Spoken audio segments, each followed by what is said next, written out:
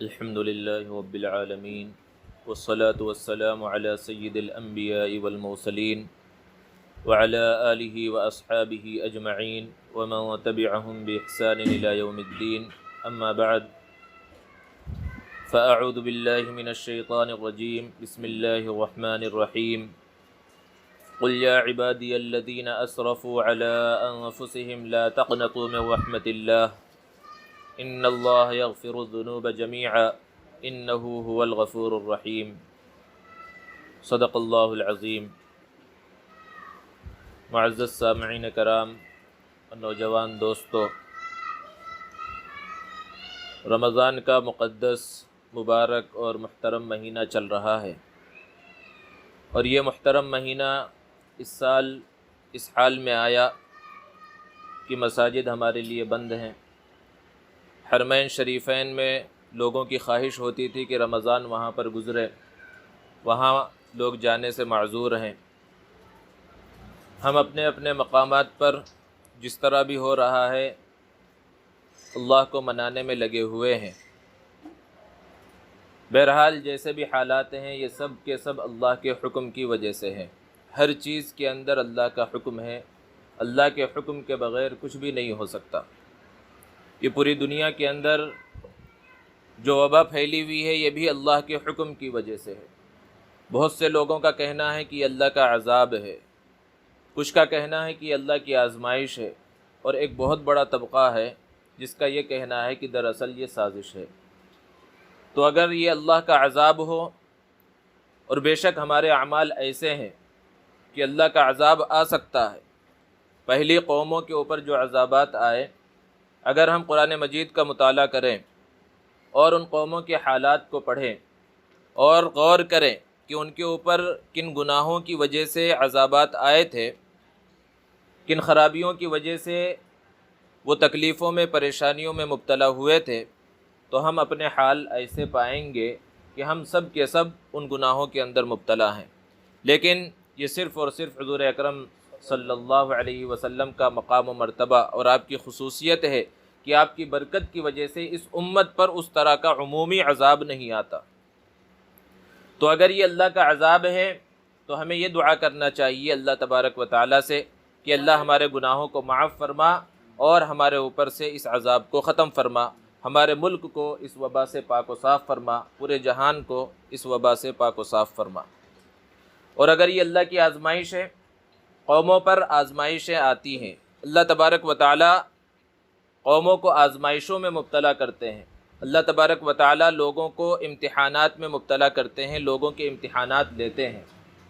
قرآن مجید میں اللہ رب العزت نے ارشاد فرمایا، احسب الناس ان یترکوا ان یقولوا آمنا وهم لا یفتنون، کہ کیا لوگ یہ سمجھ رہے ہیں کہ صرف اتنا کہہ دینے کی وجہ سے کہ ہم مسلمان ہیں، ہم ایمان والے ہیں، انہیں یوں ہی چھوڑ دیا جائے گا، ان کا امتحان نہیں لیا جائے گا، انہیں آزمائشوں میں مبتلا نہیں کیا جائے گا؟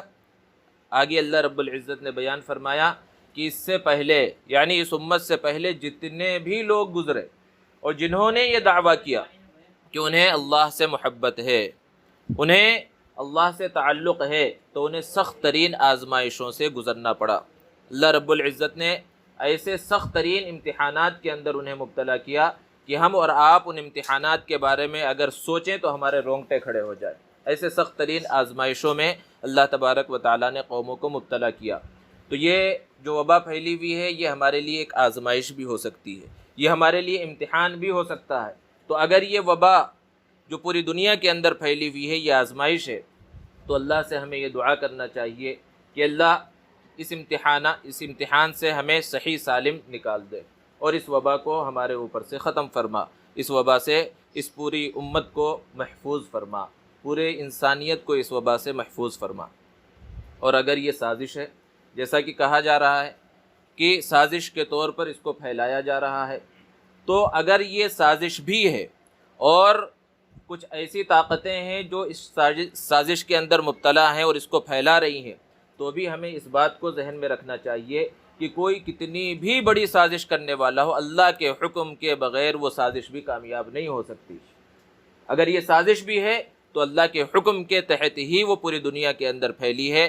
تو اگر یہ سازش ہے تو ہمیں اس انداز میں اللہ سے مانگنا چاہیے، دعا کرنا چاہیے کہ اس سازش کا خاتمہ فرما اور امن و امان والے جو حالات تھے ان حالات کو دوبارہ لوٹا دے۔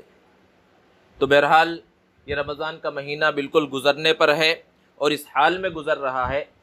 جاتے جاتے یہ رمضان کا مہینہ مبارک اور مقدس مہینہ ہمیں کچھ سبق دے کر جاتا ہے۔ رمضان کا مہینہ بہت ہی عظمت اور فضیلت والا مہینہ ہے۔ آپ نے اس سے پہلے بیانات میں بھی سنا ہوگا، جیسا کہ مجھے معلوم ہوا کہ تاخراتوں میں یہاں پر بیان رکھے جا رہے ہیں، تو رمضان کی عظمت اور فضیلت کو آپ نے سنا ہوگا۔ اس رات کی عظمت اور فضیلت کے بارے میں بھی آپ نے سن لیا ہوگا۔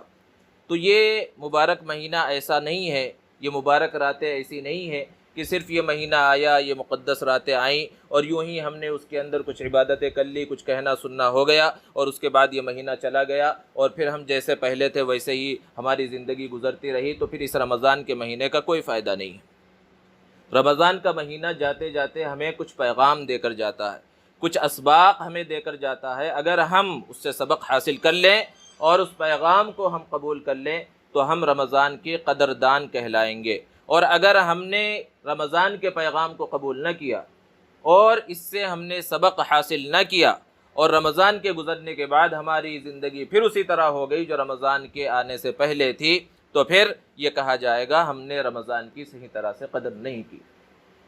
رمضان کا سب سے پہلا پیغام کیا ہے؟ سب سے پہلا سبق کیا ہے؟ تقوی۔ قرآن مجید میں جہاں پر اللہ تبارک و تعالیٰ نے روزوں کو فرض فرمایا تو ارشاد فرمایا یا ایھا الذین آمنوا کتب علیکم الصیام کما کتب علی الذین من قبلکم لعلکم تتقون، کہ اے ایمان والو تم پر روزے فرض کیے گئے ہیں جس طرح تم سے پہلی جو امتیں گزری ہیں ان کے اوپر بھی روزے فرض کیے گئے تھے، اور مقصد کیا ہے؟ لعلکم تتقون، تاکہ تم متقی ہو جاؤ، تاکہ تمہارے اندر تقوی پیدا ہو جائے۔ تقوی کسے کہتے ہیں؟ تقوی اصل میں ہے اللہ کا ڈر۔ عام طور پر ہمارے ذہنوں میں یہ بیٹھا ہوا ہے، جیسے بولتے ہیں فلاں بڑا متقی ہے، تو ہم متقی کا مطلب یہ سمجھتے ہیں بہت دیندار، بہت زیادہ نمازیں پڑھنے والا، روزہ رکھنے والا، زکوٰۃ دینے والا، حج کرنے والا، بس جو بظاہر دیندار نظر آئے ہم سمجھتے ہیں وہ متقی ہے۔ حالانکہ اصل تقوی کیا ہے؟ ایک مرتبہ اللہ کے رسول صلی اللہ علیہ وسلم نے ارشاد فرمایا تقوی ہا ہونا، کہ تقوی کوئی دکھنے والی چیز نہیں ہے، تقوی تو یہاں ہوتا ہے، دل میں ہوتا ہے۔ تقوی اصل یہ ہے کہ انسان اپنی زندگی گناہوں سے بچ کر گزارے، یہ اصل تقوی ہے۔ نماز کا چھوڑ دینا گناہ ہے، نماز کی پابندی کرے آدمی متقی ہے۔ روزہ نہ رکھنا بہت بڑا گناہ ہے، انسان روزہ رکھتا رہے وہ متقی ہے۔ استطاعت ہے، مالدار ہے، صاحب نصاب ہے، زکوٰۃ ادا کرنا ہے، زکوٰۃ نہیں ادا کر رہا ہے تو وہ تقوی کے خلاف کام کر رہا ہے۔ حج فرض ہو گیا، حج کو جانا چاہیے، پھر بھی حج کا ارادہ نہیں کر رہا ہے، تقوی کے خلاف کام کر رہا ہے۔ تو اصل چیز کیا ہے کہ ہم گناہوں والی زندگی کو چھوڑ دیں، گناہ اپنی زندگی سے ختم کر دیں تو ہم متقی کہلائیں گے۔ تو رمضان کا مہینہ اسی لیے آیا، یہ 30 دن مسلسل جو اس کے اندر ایک پریکٹس کروائی گئی، ایک ریہرسل کروائی گئی، ایک اعتبار سے یہ کہا جا سکتا ہے کہ اگر ہم نے اس مہینے کو صحیح انداز میں گزارا تو ہمارے اندر اتنی طاقت پیدا ہونی چاہیے، اتنی قوت پیدا ہونی چاہیے کہ باقی 11 مہینے ہم اللہ کے احکام کو پورا کر سکیں اور گناہوں سے اپنے آپ کو بچا سکیں۔ اور اگر ہم اپنے آپ کو گناہوں سے نہیں بچا رہے اور اسی طرح ہماری زندگی گناہوں کے راستے پر چل رہی ہے تو ایسا ہے گویا کہ ہم نے رمضان کا جو اصل سبق جو قرآن نے مقصد بیان کیا ہے اس تقوی کو ہم نے حاصل نہیں کیا، اس تقوی کی سیڑھی پر ہم نہیں چڑھے۔ اور جسے تقوی حاصل ہو جاتا ہے اس کا فائدہ کیا ہوتا ہے؟ اللہ رب العزت نے بیان فرمایا وَمَن يَتَّقِ اللَّهَ يَجْعَل لَّهُ مَخْرَجًا، جو اللہ سے ڈرتا ہے، تقوی اختیار کرتا ہے، گناہوں کو چھوڑ دیتا ہے، اللہ رب العزت اس کے لیے راستے بنا دیتے ہیں۔ وہ راستے دنیا کے راستے ہیں، رزق کے راستے کھول دیتے ہیں، کاروبار کے اندر برکت شروع ہو جاتی ہے، تجارت کے اندر برکت شروع ہو جاتی ہے۔ اسی طرح فرمایا وَمَن يَتَّقِ اللَّهَ يَجْعَل لَّهُ مِنْ أَمْرِهِ يُسْرًا، کہ جو اللہ سے ڈرتا ہے، گناہوں سے بچ کر زندگی گزارتا ہے، اللہ اس کے کام کو آسان فرما دیتے ہیں۔ ہماری زندگی کے اندر بہت سے گناہ ایسے ہیں کہ ہم اسے گناہ سمجھتے نہیں، کچھ بڑے بڑے گناہ ہیں جو ہر ایک کو معلوم ہے، اور انسان ان گناہوں میں مبتلا ہوتا ہے تو اس کے دل و دماغ کے اندر یہ بات آتی ہے کہ بھئی میں گناہ کر رہا ہوں، یہ نہیں کرنا چاہیے۔ تو ایسے جو گناہ ہیں ان سے توبہ کی توفیق بھی ملتی ہے اور ایسے گناہوں سے بچنا بھی چاہیے، ایسے گناہوں سے انسان بچنے کی کوشش کرتا ہے اور اگر کوئی نہیں کرتا تو ضرور کرنا چاہیے۔ بڑے بڑے گناہ ہیں، زنا ہے، چوری ہے، ڈکیتی ہے، قتل ہے، یہ سب بڑے بڑے گناہ ہیں جو مشہور ہے، شراب پینا، یہ سارے بڑے گناہ ہیں۔ لیکن کچھ گناہ ہماری زندگیوں کے اندر ایسے ہیں کہ ہمیں احساس تک نہیں ہوتا کہ ہم گناہوں کے اندر مبتلا ہیں۔ اچھے خاصے نماز پڑھ رہے ہیں، دیندار نظر آ رہے ہیں، روزہ رکھ رہے ہیں، سب کچھ ہو رہا ہے، اور ان سب چیزوں کے ساتھ گناہ بھی ہو رہے ہیں، لیکن ہمارا ذہن، ہمارا دل و دماغ متوجہ بھی نہیں ہو رہا ہے کہ ہم گناہوں کے اندر مبتلا ہیں۔ وہ گناہ کون سے؟ غیبت ہے، چغلی ہے، بغض ہے، عداوت ہے۔ رمضان کا مہینہ چل رہا ہے، دوسروں کی غیبتیں کی جا رہی ہیں۔ رمضان کا مہینہ چل رہا ہے، چغلیاں ہو رہی ہیں، بدگمانی ہو رہی ہے، بد زبانی ہو رہی ہے۔ یہ سب ایسے گناہ ہیں جن کی طرف ہم متوجہ بھی نہیں ہوتے۔ دوستوں کا مجمع ہے، آپس میں ایک دوسرے سے مذاق کر سکتے ہیں۔ مذاق اللہ کے رسول صلی اللہ علیہ وسلم نے بھی کیا ہے کہ مذاق ایسا ہو جس سے سامنے والے کو تکلیف نہ پہنچے۔ مجمع میں بھی مذاق ہو رہا ہے، دوست احباب مذاق کر رہے ہیں، تو ایسا مذاق ہو کہ جس میں جھوٹ شامل نہ ہو اور سامنے والے کو تکلیف بھی نہ پہنچے۔ اللہ کے رسول صلی اللہ علیہ وسلم کی زندگی میں بہت ساری مثالیں ہیں اس طرح کہ آپ صلی اللہ علیہ وسلم نے اس طرح مزاح کیا، آپ نے اس طرح مذاق کیا، لیکن برے نام سے پکارا جا رہا ہے، ایسے نام سے دوست کو بلایا جا رہا ہے، کسی کو بلایا جا رہا ہے کہ وہ اس کو سننا پسند نہیں کرتا، تو یہ بھی بہت بڑا گناہ ہے۔ اسی طرح گالیاں دی جا رہی ہیں، دوستوں میں آپس میں گالیاں دی جا رہی ہیں اور گالی کو سنا بھی جا رہا ہے، لیکن کچھ بھی فرق نہیں پڑ رہا ہے۔ یہ گالی دینا یہ بہت بڑا گناہ ہے۔ تو آپس میں چاہے ہنسی مذاق کے اندر ہو یا لڑائی جھگڑے کے اندر ہو، کہیں بھی اپنی زبان کو خراب نہیں کرنا چاہیے، زبان کو خراب کرنے سے بھی بچنا چاہیے۔ تو ایسے بہت سارے گناہ ہیں جو ہماری زندگیوں کے اندر ہوتے ہیں کہ ایک طرف ہم جو ہے جماعت سے نماز بھی پڑھ رہے ہیں، مسجدیں بند ہو گئیں، اس کے باوجود بھی ہم جماعت کی پابندی کر رہے ہیں، اور بظاہر ایسا محسوس ہو رہا ہے ہم اچھے سے زندگی گزار رہے ہیں، لیکن ایسے بہت سارے گناہ ہیں جو ہماری زندگیوں کے اندر ہے کہ ایک طرف سے نامہ اعمال میں نیکیاں جا رہی ہیں، لیکن دوسری طرف سے وہ ختم ہو جا رہی ہیں۔ اس کو علماء نے مثال سے سمجھایا کہ ایک بڑی ٹنکی ہو، اور ٹنکی کس لیے ہوتی ہے؟ تاکہ اس کے اندر پانی کو بھرا جائے، اور نیچے سے ایک نل لگا دیا اور اوپر سے خوب پریشر سے پانی آ رہا ہے اور نیچے کا نل کھول دیا گیا، تو چاہے جتنا پانی اس کے اندر ڈالا جائے، اگر نیچے تھوڑا سا سوراخ ہوگا تو ایک نہ ایک وقت وہ ٹنکی کا پانی، چاہے جتنی بڑی ٹنکی ہو، وہ پانی ختم ہو جائے گا۔ ہمارے اعمال کی مثال بالکل اسی ٹنکی کی طرح ہے کہ یہ ٹنکی نامہ اعمال ہے، اور اس کے اندر پانی کی جگہ پر ہم اپنے نیکیاں ڈال رہے ہیں، نماز ڈال رہے ہیں، روزہ ڈال رہے ہیں، زکوٰۃ ڈال رہے ہیں، دوسرے صدقہ خیرات اور دوسری نیکیاں ڈال رہے ہیں، لیکن نیچے سے نل جاری کر دیا ہے، غیبت کا، چغلی کا، بہتان تراشی کا، بری باتوں کا نل چالو کر دیا ہے، سوراخ جو ہے ٹنکی کے اندر کر دیا ہے کہ نامہ اعمال، نیکیاں اور اچھائیاں اوپر سے جا رہی ہیں اور نیچے سے نکلتی چلی جا رہی ہے، اور ہمیں پتہ بھی نہیں چل رہا ہے۔ اس کو اور آسان انداز سے علماء نے سمجھایا کہ گرمی کے زمانے میں لوگ اے سی لگاتے ہیں، اور اے سی کا مقصد کیا ہوتا ہے کہ اپنے روم کو ٹھنڈا کرے۔ کسی نے مہنگی اے سی خریدی اور اپنے روم میں اے سی لگا دیا، ایئر کنڈیشن لگا دیا، اور پھر دوسرے دن کمپنی میں جا کر پہنچ گیا کہ روم تو ٹھنڈا ہی نہیں ہوا، اتنا پیسہ میں نے لگایا اور سب کچھ خرچ کیا، وائرنگ کرائی اور یہ کیا وہ کیا، لیکن روم ٹھنڈا نہیں ہوا۔ تو سب سے پہلے وہ پوچھے گا کہ آپ نے کھڑکیاں دروازے بند کیے تھے؟ تو اگر اس نے کہا کہ میں نے کھڑکیاں تو بند نہیں کی، میں نے دروازے بند نہیں کیے، میں نے روشن دان کو بند نہیں کیا، تو پھر کہا جائے گا تم بہت بڑے بیوقوف ہو، کیونکہ اس اے سی کا تقاضا ہی یہ ہے کہ یہ ٹھنڈا اس وقت کرے گا آپ کے روم کو، آپ کے کمرے کو، جب کہ آپ کھڑکیاں بند کر دیں، دروازے بند کر دیں، روشن دان کو بند کر دیں، ہوا جانے کے راستوں کو بند کر دیں، تو یہ اس کمرے کو ٹھنڈا کرے گا۔ لیکن اگر آپ نے کھڑکی کھول دی تو پھر چاہے جتنی مہنگی اے سی لگوا لے، وہ روم ٹھنڈا نہیں ہوگا۔ بالکل اسی طرح ہم اپنے نام اعمال کے اندر بہت ساری نیکیاں ڈالیں، اچھے اچھے اعمال کرتے رہیں، نماز پڑھیں، روزہ رکھیں، تلاوت کریں، صدقہ خیرات کریں، سب کچھ کریں، لیکن گناہ کی چھوٹی سی کھڑکی ادھر سے کھول دی، غیبت کی چھوٹی سی کھڑکی ادھر سے کھول دی، بہتان تراشی کی چھوٹے سے روشن دان کو ادھر سے کھول دیا کہ ادھر سے ٹھنڈی ٹھنڈی ہوائیں، نیکیاں سب کچھ آ رہی ہیں، اور جس طرح وہ ٹھنڈی ہوا ایک طرف سے آ رہی تھی دوسری طرف سے نکل جا رہی تھی، بالکل اسی طرح ہمارے نام اعمال میں نیکیاں ہر طرف سے آ رہی ہیں، نماز کے ذریعے، روزے کے ذریعے، حج کے ذریعے، لوگوں کی خدمت کے ذریعے، سب کچھ آ رہی ہیں، لیکن چھوٹی چھوٹی کھڑکیاں، روشن دان، دروازے ہم نے گناہوں کے کھول دیے ہیں، جس سے وہ سب نکل جا رہی ہیں، اور پھر ہم تو سمجھ رہے ہیں کہ ہم نے نمازیں بھی پڑھی ہیں، روزے بھی رکھے ہیں، زکوٰۃ بھی دیے ہیں، لوگوں کی مدد بھی کی ہے، اور کل اللہ کے دربار میں جب کھڑے ہوں گے تو پتہ چلے گا سب کچھ خالی ہے، کچھ بھی نہیں ہے، تو پھر اس وقت کیا حال ہوگا؟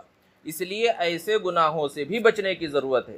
کوئی سا گناہ ہو، جو مشہور گناہ ہے وہ بھی، اور جو مشہور نہیں ہے، جن کی طرف ہمارا ذہن نہیں جاتا، ان گناہوں سے بھی بچنا ضروری ہے۔ تو رمضان کا یہ سب سے پہلا سبق ہے کہ آدمی متقی بنے، تقوی اختیار کرے، اور تقوی نام ہے گناہوں کے چھوڑنے کا۔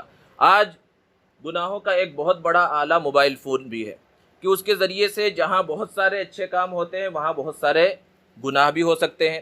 کیا کیا خرابیاں ہیں ان سب کو بیان کرنا مقصود نہیں ہے، بہت ساری خرابیاں ہیں اور ہم جانتے بھی، ہمارا نوجوان طبقہ اس کی اچھائیوں کو بھی جانتا ہے اور اس کی برائیوں کو بھی جانتا ہے، اور ہر ایک کو ان برائیوں سے بچنا چاہیے۔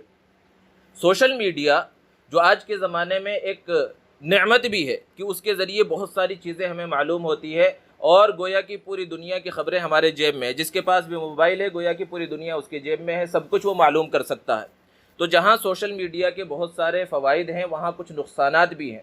اس وقت جس نقصان کو خاص طور پر بیان کرنا مقصود ہے کہ ہمارے نوجوان، اور خاص طور سے جو دیندار سمجھے جاتے ہیں یا دین سے تھوڑا بھی ان کا لگاؤ ہوتا ہے، تو ان کا حال یہ ہے کہ وہ بہت جلدی جذباتی ہو جاتے ہیں۔ دین کی کوئی بات دکھی، میسج میں آیا، واٹس ایپ پر، فیس بک پر، کہیں بھی بسم اللہ، اللہ، محمد کچھ بھی لکھا ہوا ہے، بس انہوں نے سمجھ لیا یہ دین کی بات ہے۔ خود پڑھیں نہ پڑھیں، اپنے دوست احباب اور رشتہ دار اور جتنے کانٹیکٹس نمبر ہیں سب کو فارورڈ کرنا، سب کو بھیجنا اپنا فرض سمجھتے ہیں۔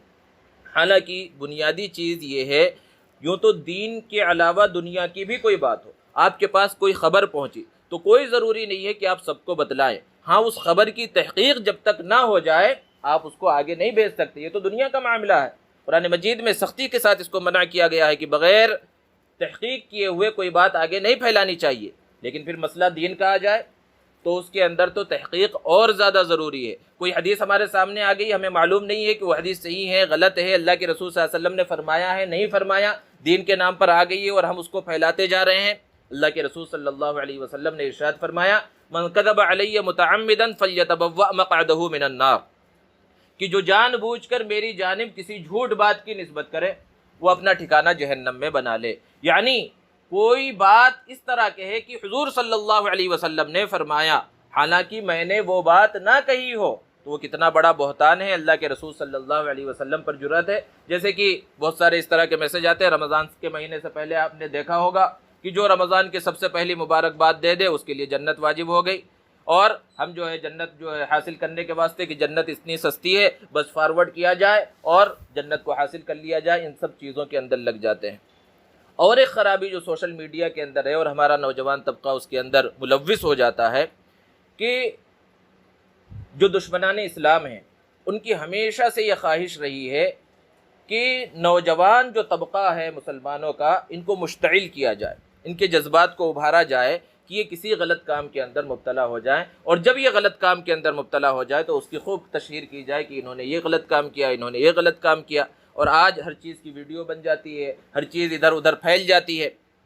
تو بہت سے غیر مسلم اور دوسرے مذاہب کے ماننے والے یا جن کا مذہب سے کوئی تعلق نہیں ہے، وہ اللہ رب العزت کی شان میں گستاخی کرتے ہیں، نبی کریم صلی اللہ علیہ وسلم کی شان اقدس میں گستاخی کرتے ہیں، شعائر اسلام کے ساتھ گستاخی کرتے ہیں، کعبۃ اللہ، مسجد حرام، مسجد نبوی کے ساتھ گستاخی کرتے ہیں، اور ایسی تصویریں بناتے ہیں گویا کہ اس سے یہ سمجھ میں آتا ہے کہ انہوں نے گستاخی کی ہے۔ بہت سی تصویریں آپ نے بھی دیکھی ہوں گی، کعبہ کے اوپر کوئی بت رکھ دیا، کوئی گندگی رکھ دی، کوئی خبیث جانور کو بٹھا دیا۔ اب ہمارا کام کیا ہونا چاہیے؟ ایسی بہت سی چیزیں، چونکہ ہم موبائل استعمال کر رہے ہیں، واٹس ایپ، فیس بک، دوسری چیزیں استعمال میں ہمارے، تو بہت سی چیزیں جہاں آتی ہیں ایسی چیزیں بھی ہماری نظروں کے سامنے آ جاتی ہیں۔ ایسے وقت ہمارا کیا رویہ ہونا چاہیے؟ ہماری کیا ذمہ داری ہونی چاہیے؟ ہم تو یہ ذمہ داری سمجھتے ہیں کہ ہمارے پاس ایسی کوئی تصویر آئی جس میں کوئی قرآن مجید کو پھاڑ رہا ہے، قرآن مجید کو جلا رہا ہے، قرآن مجید کے اوپر چپل رکھ کر کھڑا ہوا ہے، کعبۃ اللہ کے ساتھ گستاخی کر رہا ہے، تو ہم تو سمجھتے ہیں کہ بس اس کو سب دوستوں تک پھیلا دیا جائے، مسلمان ہو تو اس کو آگے بھیج دو۔ ہم سمجھتے ہیں یہ ہماری ذمہ داری ہے، بلکہ اس کے اندر تو یہ ہوا کہ اس گستاخی کو پہلے یہ سب لوگ نہیں جانتے تھے، اس مجلس میں سے صرف ایک آدمی جانتا تھا، اس نے ان سب کے موبائل پر بھیج دیا تو یہ سب لوگوں کو پتہ چلا۔ گویا کہ اللہ رب العزت کی شان میں جو گستاخی ہوئی تھی، نبی صلی اللہ علیہ وسلم کی شان میں جو گستاخی ہوئی تھی، اور کعبۃ اللہ اور مسجد نبوی کے ساتھ جو گستاخی ہوئی تھی، ہم اس کے پھیلانے کا ذریعہ بن گئے۔ ہونا تو یہ چاہیے تھا کہ جہاں پر ہم نے اس گستاخی کو دیکھا ہم وہیں دبا دیں۔ ذرا ہم خود تصور کریں کہ ہمارے کسی رشتہ دار کے بارے میں، اپنے باپ کے بارے میں، ماں کے بارے میں کوئی غلط بات پتہ چلے تو کیا ہم سارے رشتہ داروں کو، پورے محلے والوں کو بتاتے ہیں؟ بلکہ چاہتے ہیں اگرچہ وہ جھوٹ ہی ہو، یہ نہیں چاہتے کہ یہ دوسرے لوگوں کو پتہ چلے، وہیں بات کو دبانے کی کوشش کرتے ہیں۔ اور جب بات آتی ہے پیارے آقا محمد عربی صلی اللہ علیہ وسلم کی تو ہم میسج اس انداز میں بناتے ہیں، جذباتی انداز میں، کہ اگر حضور صلی اللہ علیہ وسلم سے محبت ہو تو پوری دنیا کے اندر اس بات کو پھیلا دو۔ کیا گستاخی پھیلائیں گے؟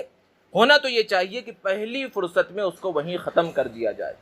اور جو نوجوان تعلیم یافتہ ہیں، پڑھے لکھے ہیں اور وہ کچھ کر سکتے ہیں قانونی کارروائی، تو وہ قانونی کارروائی کرے۔ وہ قانونی کارروائی ہم کرنا نہیں چاہتے کہ جس نے گستاخی کی ہے اس کے خلاف جو ہے FIR درج کرائی جائے، اس کو قانون کے شکنجے میں لایا جائے۔ یہ کام کیا جا سکتا ہے، اور اگر نہیں کر سکتے تو اس کو وہیں پر ختم کریں۔ اور کرنے کا کام جو ہے وہ یہ ہے کہ قانونی کارروائی کی جائے، وہ نہیں کرتے۔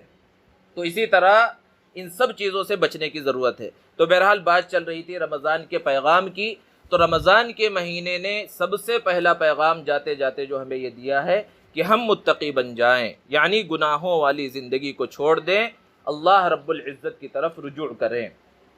اور دوسرا سبق جو رمضان کے مہینے کا ہے، دوسرا پیغام، جہاں پر اللہ تبارک و تعالیٰ نے سورہ بقرہ کے اندر روزوں کی فرضیت کو بیان کیا، اس کے آگے چل کر فوراً ارشاد فرمایا شہر رمضان الذی انزل فیہ القرآن، کہ رمضان کا مہینہ وہ مقدس، مبارک اور محترم مہینہ ہے جس میں اللہ رب العزت نے قرآن مجید کو نازل فرمایا ہے۔ اس رمضان کے ساتھ قرآن مجید کا خصوصی اور گہرا تعلق ہے۔ تو یہ رمضان کا مہینہ ہم سے یہ مطالبہ کرتا ہے، ہم سے یہ تقاضا کرتا ہے کہ اس قرآن مجید کے ساتھ ہم اپنے تعلق کو جوڑ لیں۔ اگر ہم نے قرآن کے ساتھ اپنا تعلق مضبوط نہیں کیا، قرآن مجید کے ساتھ اپنے تعلق کو نہیں جوڑا، تو ہم رمضان کے قدردانوں میں نہیں ہیں۔ قرآن مجید کے ساتھ تعلق جوڑنا کیا ہے؟ کہ ہم قرآن مجید کے حقوق کو ادا کریں۔ قرآن مجید کا سب سے پہلا حق یہ ہے کہ ہمیں قرآن مجید پڑھنا آتا ہو، ہم قرآن مجید پڑھ سکتے ہوں۔ اللہ کے رسول صلی اللہ علیہ وسلم کو جو اس دنیا کے اندر بھیجا گیا اور آپ کو جو ذمہ داریاں دے کر بھیجی گئیں، ان ذمہ داریوں میں سے ایک اہم ذمہ داری تلاوت قرآن تھی۔ یتلو علیہم آیاتی، کہ اللہ کی آیتوں کی صحابہ کے سامنے نبی صلی اللہ علیہ وسلم تلاوت کریں۔ تو قرآن مجید کا سب سے پہلا حق یہ ہے کہ ہمیں قرآن مجید پڑھنا آتا ہو، قرآن مجید ہم دیکھ کر پڑھ سکتے ہو، یہ قرآن مجید کا سب سے پہلا حق ہے۔ اور قرآن مجید کا دوسرا حق کیا ہے؟ کہ قرآن مجید پڑھنا تو آتا ہے، ہم نے قرآن مجید پڑھ لیا ہے، لیکن اس کی تلاوت نہیں کرتے۔ آگے بڑھ کر اس کا حق یہ ہے کہ قرآن مجید پڑھنا آتا ہے تو اس کی تلاوت بھی کی جائے، اور ایسا نہیں کہ صرف رمضان کے مہینے میں قرآن مجید کی تلاوت کی جائے، ہمیشہ قرآن مجید کی تلاوت کی جائے۔ اور ایک حق قرآن مجید کا کہ قرآن مجید کو سمجھا بھی جائے کہ اللہ تبارک و تعالیٰ آخر قرآن مجید میں کہنا کیا چاہتے ہیں، ہم سے کیوں مخاطب ہیں، کس وجہ سے مخاطب ہیں، اور کیا اللہ رب العزت فرما رہے ہیں، قرآن مجید کو سمجھنے کی کوشش کی جائے۔ اور ایک حق کہ قرآن مجید کے فرامین پر عمل کیا جائے۔ قرآن مجید میں اللہ رب العزت نے جو احکامات دیے ہیں ان احکامات پر عمل کیا جائے۔ کیا ہے قرآن مجید میں؟ ہم نے کیا پڑھا ہے قرآن مجید کے بارے میں؟ اب اگر قرآن مجید آپ اٹھائیں گے تو آپ کو معلوم ہوگا قرآن مجید میں اللہ نے احکام دیا، نماز پڑھو، روزہ رکھو، زکوٰۃ دو، اور بہت سی چیزوں کو اللہ نے منع فرمایا ہے۔ تجارت کس انداز میں کی جائے، تجارت کے اصول بیان فرمائے ہیں۔ سودی کاروبار سے اللہ رب العزت نے منع فرمایا ہے، اور ارشاد فرمایا یا ایھا الذین آمنوا اتقوا اللہ وذروا ما بقی من الربا ان کنتم مؤمنین، کہ ایمان والو اللہ سے ڈرو اور سودی کاروبار کو چھوڑ دو۔ اگر تم نے سودی کاروبار کو نہیں چھوڑا، سودی لین دین کو نہیں چھوڑا، یہ انٹرسٹ کے چکر کو اگر تم نے نہیں چھوڑا، فأذنوا بحرب من اللہ ورسولہ، تو اللہ اور اس کے رسول کی طرف سے جنگ کا اعلان ہے۔ ذرا بتائیے کوئی ہے جو اللہ اور اس کے رسول سے جنگ کر سکے؟ تو یہ احکامات یہ صرف مثال کے طور پر بیان کیا گیا، شراب کو منع کیا گیا، بہت ساری چیزیں ہیں۔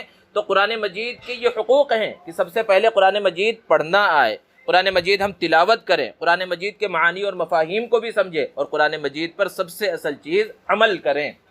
لیکن مسلمانوں کا ایک بہت بڑا طبقہ ایسا ہے، نوجوانوں کا ایک بہت بڑا طبقہ ایسا ہے کہ انہیں قرآن مجید پڑھنا نہیں آتا، دیکھ کر پڑھنا بھی نہیں آتا۔ کیوں نہیں آتا؟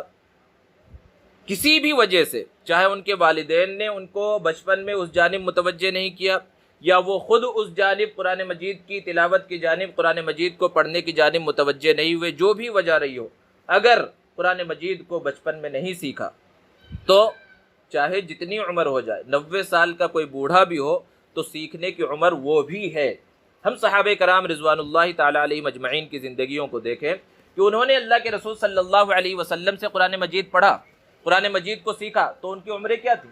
چھوٹے بچے نہیں تھے، وہ صحابہ کرام بڑی بڑی عمر والے تھے، اکثریت کی عمر زیادہ تھی۔ انہوں نے اس عمر میں اللہ کے رسول صلی اللہ علیہ وسلم سے قرآن مجید کو پڑھا، قرآن مجید کو سیکھا۔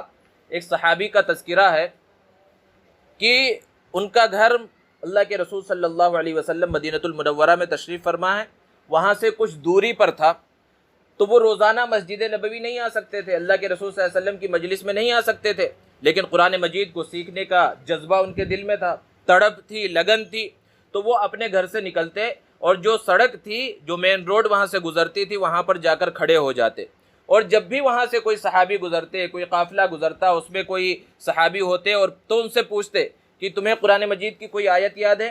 تم نے قرآن مجید کا کوئی حصہ اللہ کے رسول صلی اللہ علیہ وسلم سے سنا؟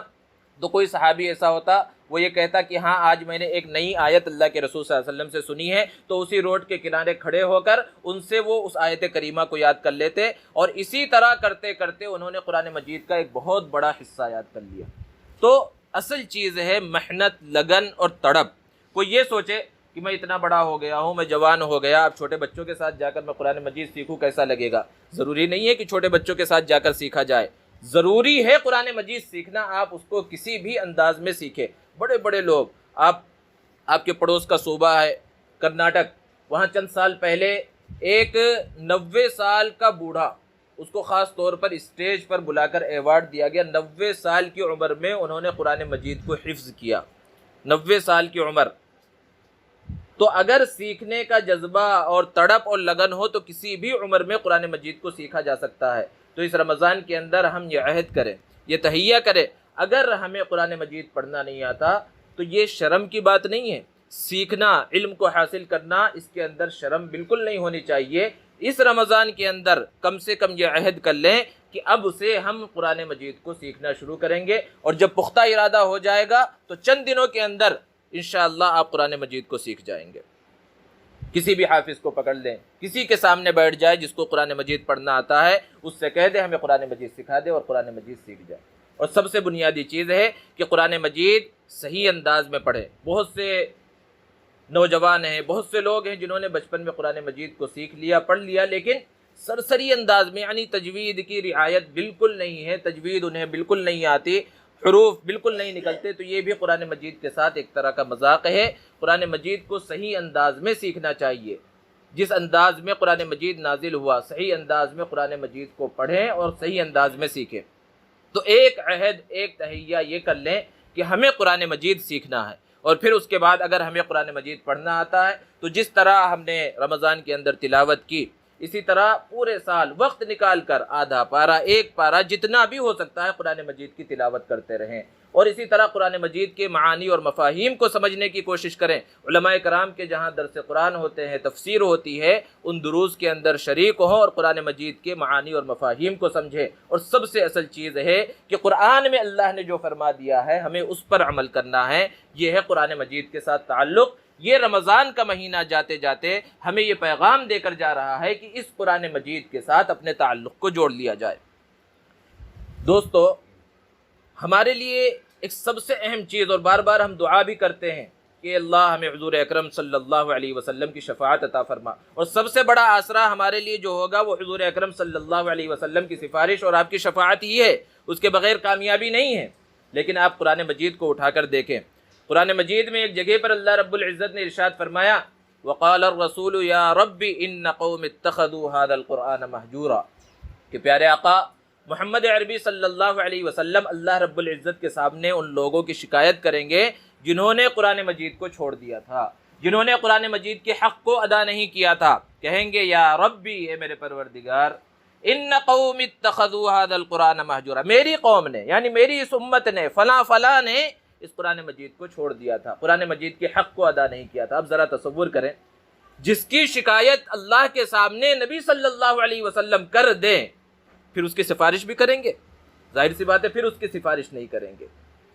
نبی صلی اللہ علیہ وسلم خود اگر شکایت کر دے اللہ کے دربار میں کہ اس نے قرآن کا حق ادا نہیں کیا، اس نے قرآن مجید کو پڑھنا نہیں سیکھا، اس نے قرآن مجید کی تلاوت نہیں کی، قرآن مجید کے احکامات پر اس نے عمل نہیں کیا، اللہ کے دربار میں پیارے آقا صلی اللہ علیہ وسلم کہہ دے تو پھر کامیابی بہت مشکل ہو جائے گی۔ اس لیے بھی ضرورت ہے کہ ہم قرآن مجید کے ساتھ اپنے تعلق کو مضبوط کر لیں۔ اسی طرح رمضان کا مہینہ جاتے جاتے ایک اور پیغام دے کر جا رہا ہے، وہ ہے مجاہدے کا۔ مجاہدہ کہا جاتا ہے تکلیفوں پریشانیوں کو برداشت کرنا۔ رمضان کا مہینہ اس طرح ہوتا ہے کہ ہم روزے رکھ رہے ہوتے ہیں تو کچھ نہ کچھ پریشانی ہوتی ہے۔ نظام الاوقات ہی اس طرح ہوتا ہے کہ صبح سویرے بیدار ہونا ہے۔ عام دنوں میں ہم اس وقت بیدار نہیں ہوتے، اس وقت نہیں اٹھتے۔ صبح سویرے اٹھ گئے اور فوراً سحری کی تیاری کی، سحری کھائی، اور پھر اس کے بعد سحری کھانے کے بعد ہر ایک کا تجربہ ہے نیند کا غلبہ ہوتا ہے، لیکن آگے فجر کی نماز ہے، اس لیے ہم اپنی نیند پر کنٹرول کرتے ہیں، قابو کرتے ہیں، اور پھر چونکہ اس سال تو گھروں میں نماز پڑھ رہے ہیں لیکن اپنے گھر سے چل کر مسجد تک جانے کا معمول ہمارا تھا کہ نیند کو برداشت کر کے، نیند کو قربان کر کے ہم مسجد جاتے ہیں، اور پھر اس کے بعد تھوڑا بہت آرام کرتے ہیں۔ پھر دنیا کے کام ہیں، تجارت ہے، کاروبار ہے، ملازمت ہے، اس کے اندر بھی لگنا ہوتا ہے۔ پھر اس کے بعد ظہر کی نماز ہے، پھر تلاوت وغیرہ ہے، پھر اس کے بعد عصر کی نماز، پھر اس کے بعد افطار کی تیاری، افطاری کیا، کھانا کھایا، اس کے بعد جو ہے اب پھر آرام کا جو ہے شدید تقاضا ہے، لیکن پھر آگے عشاء کی نماز ہے، پھر اس کے بعد تراویح، اور تراویح کے اندر لمبی لمبی قرات، لمبی لمبی رکعات، ان سب چیزوں کو برداشت کرتے ہیں۔ تراویح سے فارغ ہوئے، اب آرام کا تقاضا، تھوڑی دیر آرام کیا، پھر صبح پہنچ گئی۔ 24 گھنٹے کا اس طرح معمول ہے کہ اگر دیکھا جائے تو تھوڑی تکلیف ہوتی ہے، پریشانی ہوتی ہے۔ یہ 30 دن تک انسان برداشت کرتا ہے، یہ اس لیے کہ انسان کے اندر یہ طاقت آ جائے، یہ قوت آ جائے۔ یہ پیغام یہ رمضان دے رہا ہے کہ اتنی قوت آ جائے کہ رمضان کے بعد جو 11 مہینے، اس میں اگر ہمارے سامنے تکلیفیں آئیں، پریشانیاں آئیں تو ہم اس کو برداشت کریں، مجاہدہ کریں، اس پہ جو ہے بے صبرے نہ بن جائے۔ رمضان کا ایک پیغام یہ بھی ہے مجاہدے کا، اور ایک پیغام صبر کا ہے۔ ایک حدیث مبارکہ کے اندر آپ نے سنا ہوگا، اللہ کے رسول صلی اللہ علیہ وسلم نے ارشاد فرمایا کہ رمضان کا مہینہ یہ صبر کا مہینہ ہے۔ صبر کا مفہوم بہت محدود ہے ہمارے ذہنوں میں۔ ہم صبر کسے سمجھتے ہیں؟ ہم سمجھتے ہیں کہ بھئی کسی عزیز کا انتقال ہو گیا، کسی رشتہ دار کا انتقال ہو گیا، اس کے اوپر صبر کر لیا جائے۔ گھر میں چوری ہو گئی، ڈکیتی ہو گئی، اب اس پر صبر کر لیا جائے۔ ہم نے بس اتنا ہی صبر کا مفہوم محدود کر دیا ہے، حالانکہ صبر کا دائرہ بہت وسیع ہے۔ علماء نے بیان فرمایا کہ نماز پڑھنے کا دل نہیں کر رہا، سخت گرمی ہے، باہر دھوپ میں نکلنا نہیں چاہتے، ظہر کی اذان ہو گئی، مسجد سے مؤذن بلا رہا ہے، نماز کا وقت ہو گیا، دل نہیں چاہ رہا ہے مسجد جانے کا، سخت سردی کا زمانہ ہے، لحاف میں لیٹے ہوئے ہیں، چادر اوڑھ کر لیٹے ہوئے ہیں، ٹھنڈے پانی سے وضو کرنے کا دل نہیں کر رہا، فجر کی نماز کے لیے اٹھنے کا دل نہیں کر رہا ہے، لیکن اللہ کی محبت میں، اللہ کے ڈر سے کہ اللہ کو راضی کرنا ہے، اگر میں یہ عمل نہیں کروں گا تو کل اللہ کے سامنے کیا جواب دوں گا، اپنے نفس پر کنٹرول کر کے، اپنے آپ پر قابو کر کے وہ اٹھا اور مسجد چلے گیا، اللہ کے حکم کو پورا کیا۔ یہ بھی صبر ہے، یہ صبر علی الطاعت ہے کہ اللہ کی عبادت کرنے کا دل نہیں کر رہا تھا پھر بھی کر لے، تو یہ بھی صبر ہے۔ اور ایک ہے صبر علی المعصیہ، کہ گناہوں کی طرف رغبت ہو رہی ہے، کوئی گناہ ہے جس کے کرنے کا ہمارا دل کر رہا ہے کہ یہ گناہ میں کروں۔ بہت سارے گناہ ہو سکتے ہیں، الگ الگ لوگوں کے ذہنوں میں الگ الگ طرح کے گناہ ہوتے ہیں، تو گناہ کا خیال دل کے اندر آیا اور کرنے کا ارادہ ہے، لیکن ذہن کے اندر یہ بات ہے کہ اللہ رب العزت دیکھ رہے ہیں، کوئی جگہ ایسی رہی ہے جہاں پر اللہ رب العزت موجود نہ ہو اور اللہ کی نگاہ وہاں نہ پڑ رہی ہو، اور پھر اللہ کے سامنے اس کا جواب بھی دینا ہے، تو شدید تقاضا ہے گناہ کرنے کا، دل کر رہا ہے گناہ کرنے کا، لیکن اللہ کے ڈر سے، اللہ کے خوف سے، اللہ کی محبت کے اندر گناہ سے اپنے آپ کو بچا لے، یہ بھی صبر ہے۔ کسی سے لڑائی جھگڑا ہو گیا، سخت غصہ آ رہا ہے، گالی دینے کا دل بول رہا ہے، مارنے کا دل کر رہا ہے، اب ایسے میں اپنے غصے کو کنٹرول کر لے، یہ بھی صبر ہے۔ تو یہ صبر کا سبق یہ رمضان کا مہینہ ہمیں دیتا ہے کہ اپنے آپ کے اندر ہم صبر بھی پیدا کریں۔ اسی طرح رمضان کا ایک پیغام، ایک سبق یہ ہے ہمدردی، مواسات، غمخواری کا، کہ رمضان کے مہینے کے اندر ہم تھوڑا بھوکے رہتے ہیں، ورنہ تو اصل میں ہم جانتے ہی نہیں کہ بھوک کیا ہے۔ ہم عام دنوں میں بہت سے لوگ وہ ہیں جو 4 ٹائم کھاتے ہیں، 4 ٹائم نہیں تو 3 ٹائم تو کھانے کا معمول ہی ہے، 3 ٹائم نہیں تو 2 ٹائم تو ہر کوئی کھاتا ہے، اور رمضان میں بھی ایسا نہیں ہے کہ ہم نے کھانا چھوڑ دیا ہے، بلکہ صرف اوقات بدل دیے ہیں، اور اللہ کا شکر ہے کہ عام دنوں سے زیادہ رمضان کے اندر نعمتیں ملتی ہیں اور کھا رہے ہیں۔ لیکن تھوڑا وقت ایسا گزرتا ہے کہ بھوک پیاس کا احساس ہوتا ہے، اور سخت گرمی کا زمانہ ہو تو پیاس کا احساس، بھوک کا احساس ہوتا ہے۔ تو یہ جو بھوک کا احساس، پیاس کا احساس ہے، یہ کس لیے اللہ رب العزت دلا رہے ہیں؟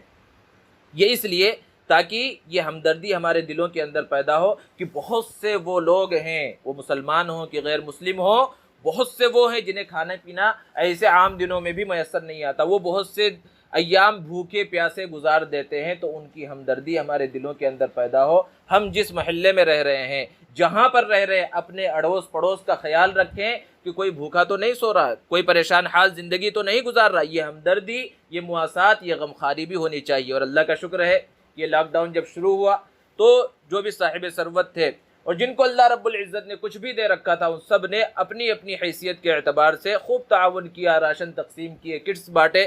کیوں؟ ان کے دلوں کے اندر یہ جذبہ ہے، لیکن یہ جذبہ ہمیشہ باقی رہنا چاہیے۔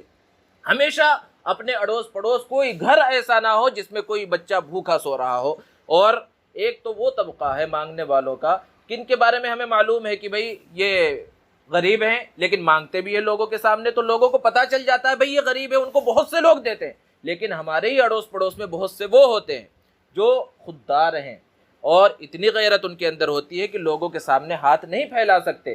اصل کامیابی تو یہ ہے، اصل بات تو یہ ہے کہ ہم ایسے لوگوں کو تلاش کریں اور ان تک بھی راشن پہنچا دیں، ان کی مدد کریں، ایسے لوگ بھی ہونے چاہیے۔ تو یہ رمضان کا مہینہ ہمیں سبق دیتا ہے اس ہمدردی کا، مواسات کا، غمخواری کا۔ اسی طرح رمضان کے مہینے کا ایک سبق ہے اوقات کی پابندی، کہ ہم اپنے اوقات کو بالکل بھی ضائع نہ کریں۔ رمضان کے مہینے سے یہ سبق کس طرح ملا کہ رمضان کا ایک نظام الاوقات ہے، جیسا ابھی آپ نے سنا کہ ہر چیز کا ایک وقت متعین کر دیا گیا ہے کہ آگے پیچھے نہیں ہوتی، اور جتنی بھی عبادتیں ہیں ان سب کا معیار وقت پر ہے کہ نماز وقت سے پہلے پڑھیں ادا نہیں ہوگی، وقت گزرنے کے بعد پڑھیں تو وہ قضا ہو جائے گی، ادا نہیں ہوگی۔ اسی طرح روزے کا معاملہ دیکھیے، روزے کا معاملہ تو اور زیادہ سخت ہے کہ سحری کا ایک وقت متعین ہے، اذان ہو گئی، وہ سحری کا وقت گزر گیا، آپ نے ایک لقمہ بھی کھا لیا، ایک گھونٹ پانی پی لیا، آپ کا روزہ نہیں ہوا۔ اور افطار کا ایک وقت متعین ہے، غروب آفتاب کا وقت متعین ہے، اسی وقت افطار کرنا ہے، اس سے پہلے تھوڑا سا افطار کر لیا، ایک کھجور کھا لیا، تھوڑا سا پانی پی لیا، روزہ خراب ہو گیا۔ تو رمضان کے مہینے میں یہ اوقات کا بہت زیادہ لحاظ کرایا گیا۔ اس سے یہ سبق ملتا ہے کہ ہم اپنی زندگی کا نظام العمل متعین کریں، یوں ہی اپنے اوقات کو آوارہ گردی میں بیکار چیزوں کے اندر ضائع نہ کریں، کیونکہ ایک عربی کا محاورہ ہے الوقت اسمن من الذهب، کہ یہ جو وقت ہے یہ سونے سے زیادہ قیمتی ہے۔ سونا جو زیور وغیرہ ہوتا ہے، لیٹ کر سونے سے نہیں بلکہ سونے سے زیادہ قیمتی ہے۔ کیوں؟ کیونکہ جو ہمارے پاس جتنی بھی جائیداد ہو، سونا چاندی روپیہ پیسہ، سب کچھ تباہ و برباد ہو جائے، ہلاک ہو جائے، محنت کے ذریعے، کوشش کے ذریعے دوبارہ حاصل کیا جا سکتا ہے، ساری چیزوں کو دوبارہ حاصل کیا جا سکتا ہے، لیکن ہماری زندگی کا ایک لمحہ، ایک منٹ جو گزر گیا، دنیا کی ساری دولت دے کر اس ایک منٹ کو، ایک لمحے کو، ایک سیکنڈ کو دوبارہ واپس حاصل نہیں کیا جا سکتا۔ ایک بزرگ فرماتے ہیں کہ میری توبہ کا سبب ایک برف والا ہوا۔ جیسے عمر کے بارے میں ہمارا حال کیا ہے کہ ہو رہی ہے عمر مثل برف کم، چپ کے لمحہ لمحہ دم بدم، کہ جیسے برف کی سلی ہو، برف ہو، اس کو آپ فریج سے باہر نکال کر رکھ دیں تو ایسا نہیں ہے کہ وہ برف اپنی حالت پر باقی رہے گا، تھوڑی دیر گزرے گی وہ برف پانی کی شکل میں بہہ جائے گا، پانی بن جائے گا۔ ہماری عمر بھی اسی طرح گزر رہی ہے۔ تو بزرگ فرماتے ہیں کہ میں بازار میں موجود تھا، بازار سے گزر رہا تھا، سخت گرمی کا زمانہ ہے، دھوپ کی شدت ہے، اور ایسے موقع پر برف بہت زیادہ بکتے ہیں، آئس کریم وغیرہ خوب بکتی ہیں۔ تو برف ایک نوجوان بچہ برف بیچ رہا تھا اور اس کا برف خوب بک رہا تھا کہ اچانک آسمان پر بادل چھا گئے، موسم ٹھنڈا ہو گیا، اور جیسے ہی موسم ٹھنڈا ہوا برف خریدنے والوں کی تعداد ختم ہو گئی، کم ہو گئی، اب اس کا برف نہیں بک رہا ہے۔ تو اب اس نے اس طرح چلانا شروع کیا، بیچنے والوں کے الگ الگ انداز ہوتے ہیں کہ اے لوگو، اس شخص کا سرمایہ کچھ خرید لو جس کا سرمایہ پگھلا جا رہا ہے، میرے برف کو خرید لو کہ میرا سرمایہ پگھلا جا رہا ہے۔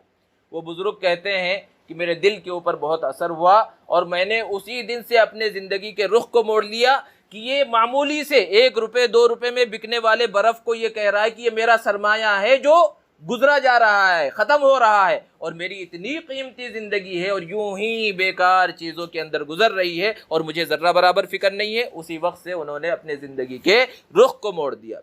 تو ضرورت اس بات کی ہے کہ ہم اپنی زندگی کا رخ موڑ دیں، اپنے اوقات کا لحاظ کریں، اپنے اوقات کی پابندی کریں۔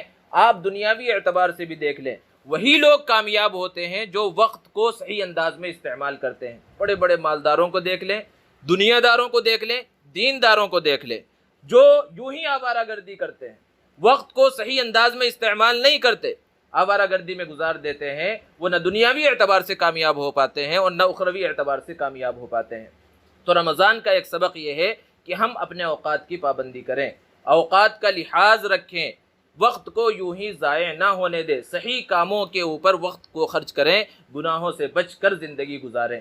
تو دوستو یہ چند اسباق ہیں جو رمضان کے ہیں، یہ پیغام ہے رمضان کا۔ اگر ہم نے ان پیغام کو قبول کر لیا، رمضان کے ان پیغامات کو قبول کر لیا، تو یہ سمجھا جائے گا کہ ہم نے رمضان کی صحیح طرح سے قدر کی۔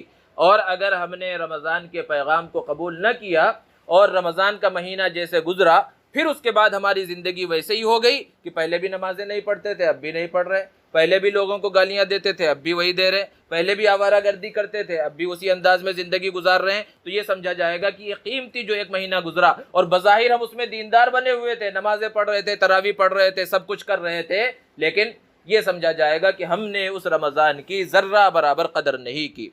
اس لیے اس رمضان کے اندر خاص طور پر یہ عہد کرے، جبکہ حالات اتنے خراب ہیں اور اللہ کی آزمائش ہے ہر طرف سے، اگر ہم نے اب بھی اپنے آپ کو نہ بدلا تو پھر کب وقت آئے گا؟ قرآن مجید میں اللہ رب العزت نے ارشاد فرمایا، أَلَمْ يَعْنِ لِلَّذِينَ آمَنُوا أَن تَخْشَعَ قُلُوبُهُمْ لِذِكْرِ اللَّهِ، کیا ایمان والوں کے واسطے اب بھی وقت نہیں آیا ہے کہ ان کے دل اللہ کے سامنے جھک جائیں، وہ اللہ کے سامنے متوجہ ہو جائیں، اللہ کی طرف رجوع کر لیں؟ اور کب وقت آئے گا؟ بہت سے بزرگ ہیں کہ قرآن مجید کی اس آیت کو سن کر انہوں نے اپنی زندگی کا رخ بدل دیا کہ اللہ تعالیٰ اس انداز میں ہم سے مخاطب ہو رہا ہے۔ تو یہ رمضان کا مہینہ اور پھر خاص طور سے یہ طاق راتیں جو ہے، یہ اللہ کو منانے کی رات ہے، اللہ سے مانگنے کی رات ہے۔ ہم نے مشہور کر دیا جگنے کی رات، جگنے کی کوئی رات نہیں ہوتی، اللہ نے تو رات کو سونے کے لیے بنایا ہے۔ ہاں عبادت کی رات ہو سکتی ہے، عبادت کے لیے جگنا ہو تو جگے، اور اگر یوں ہی مٹر گشتی اور یوں ہی آوارہ گردی اور ایک دوسرے سے مذاق کے لیے جگنا ہے تو اس سے 1000 درجہ بہتر ہے سو جانا۔